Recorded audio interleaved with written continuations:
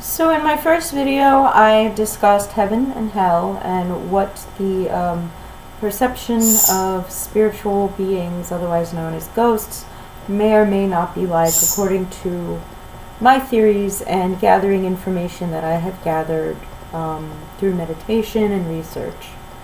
In this video, I would like to discuss how these worlds, while they may seem so separate, are actually the same existence. Heaven and hell seem, according to literature, according to everything that we've thought, we have always believed it to be two separate existences. But the truth is that they're actually one world. They're one existence. They are the spirit world. They are the spirit plane. And how you experience it, as I illustrated in my other video, is based on your state of mind. Now think about it this way. Let's say you were to go to a particular restaurant, and you went to that restaurant after having a really bad day at work. And the waitress came up to you and asked for your order, and you were already irritated at that moment, so you really didn't know how to answer her, so you might have been a little curt, so then she might have reacted to you a certain way, or maybe she misunderstood your order and got it wrong, and finally, after you leave this restaurant, you will tell all of your friends and family, this is a bad restaurant, don't ever go to this restaurant. However, what you're not understanding is your state of being when you entered the restaurant was a negative one. So if you walked into a restaurant after having a stressful day and not wanting to deal with people, and you were rude to a waitress and she was rude back to you, then I can see how you might think that it has really nothing to do with you and it's the environment you're in. But the truth is, you created that environment. If you walk into a meeting at your office and you had a hectic morning and you were short-tempered and you just didn't know what to say to people and you didn't really feel like talking to people and you're in the wrong state of mind, that meeting is not going to be a good meeting. It's not going to be productive. Now, let's say you had a wonderful day at work. You just got a promotion.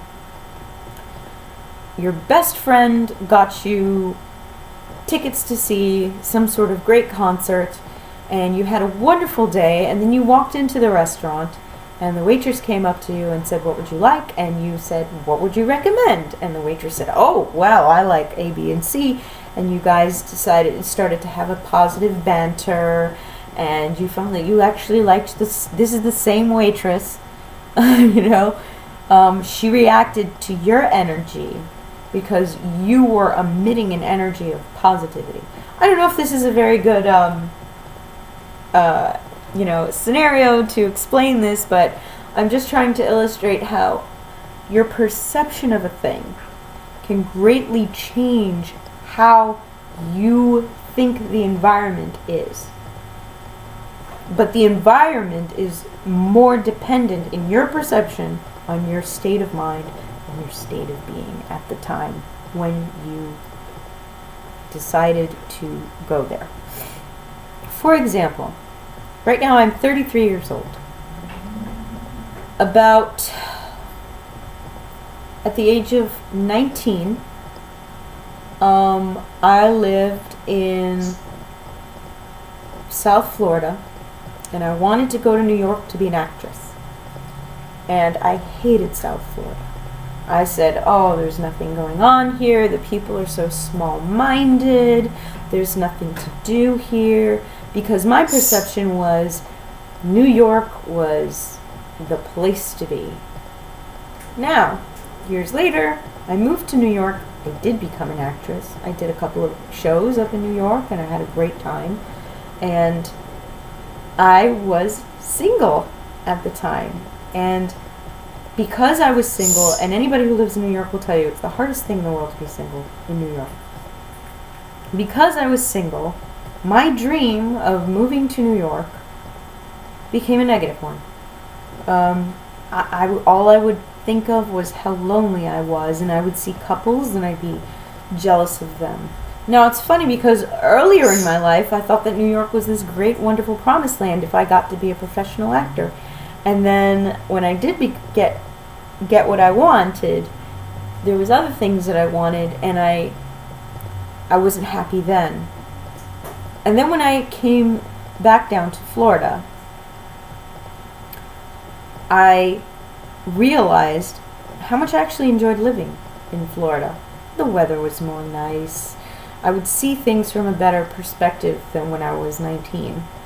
And then, when I met my husband, it was in that moment that I realized that I could have really been happy anywhere. I could have been happy in New York. I could have been happy down in South Florida.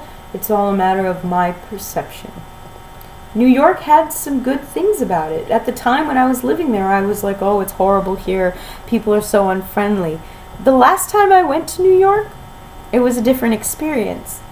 I was visiting family and I was having a good time, and the people at the grocery store seemed friendly, where I remembered them being rude, you know. And then when I returned to South Florida from New York, I had a different experience. I was like, oh, it's good to be home. The weather's so much nicer. I can go to the beach whenever I want.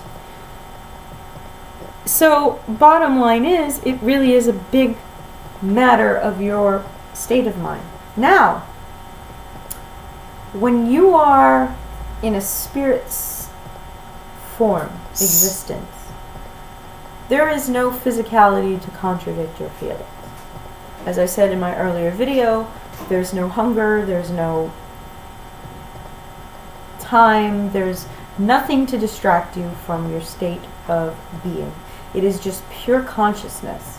So when you have a negative perspective of something, that's going to be the environment that you perceive. When you have a positive perspective of something, it will actually take you to a positive place, but you're still in the same realm, if that makes any sense. The only thing holding a negative entity back from becoming a positive one is itself. Now, I experienced some negative entities. If you've seen my other videos, a lot of people say, oh, you know, they're fake or whatever. I really don't care what people think. But I experienced a benign entity where it became an internet meme. Somebody decided that Godzusul was the seventh lord of the seventh demon of something of hell, and they put it in a game or something. But if you look at the Wayback Machine, Godzusul was first, he originated on my YouTube channel, and the internet decided to turn it into something ridiculous. But if you actually watch the video, Godzusul was fairly benign. The worst thing that he or she did was they didn't necessarily want to end the conversation as abruptly as I had done. And I think that was probably due to they just wanted to keep it going because they were enjoying communicating with someone. And I was getting very tired and worn out from it. As you don't, a lot of people don't realize that that video is edited, though it's very well done. It was a very long session. A very long session. I was in the garage for about 4 hours, standing there. And it would move a little bit and then it would stop. The space of time that you see where I am interacting with an actual entity is after a very long period of waiting for anyone to show up. So, you know, I'm sure an atheist might say, oh, that was your subconscious mind wanting something to happen. They could be right, but there's no way to prove it either way, so there's no point in arguing. But Godzusul was not a negative entity. Godzusul was actually quite benign. However, the entity that destroyed my ceiling fan and left scratch marks all over my room, that entity was a negative entity. That entity was in such a state of mind that it wanted what it wanted. And what it wanted was to, I believe, invade my consciousness and become a part of my psyche so that I could have something to cling to. I believe that entity could be a positive one if they were to take it upon themselves to make the decision to be so. But instead, they just chose to destroy my ceiling fan. Okay, bottom line, with that whole point is entities are what they decide to be. Now, this is my theory. I don't believe all the entities out there are necessarily human-based. A lot of them that we interact with are, because we live in this earth world where the dominant species is humans. But I believe in the spirit world, or as they called it in Insidious, the further. I like to call it the Darka, because it's dark and it's clouded from our conscious eyes. Not dark as in darkness, dark as in hidden. But the Darka, the further, this wood between the worlds, as Chronicles of Narnia might have put it, is it's an existence that all living things are connected to. Not just humans. This is not just human consciousness. Anything from a tree to a grub to an alien, if there are such a thing, to your dog, all life force is interconnected with this plane. And that's why some people even say that they can communicate with, animals that have crossed over. I don't know how I feel about that. I'll probably make another video expressing my feelings on that. But, yeah, this video has made it long enough, and this is a part 2 of this video, so I hope you enjoyed and could kind of understand what I was actually saying as far as, what I was trying to convey in this video. But, thank you for watching, and I hope you enjoyed.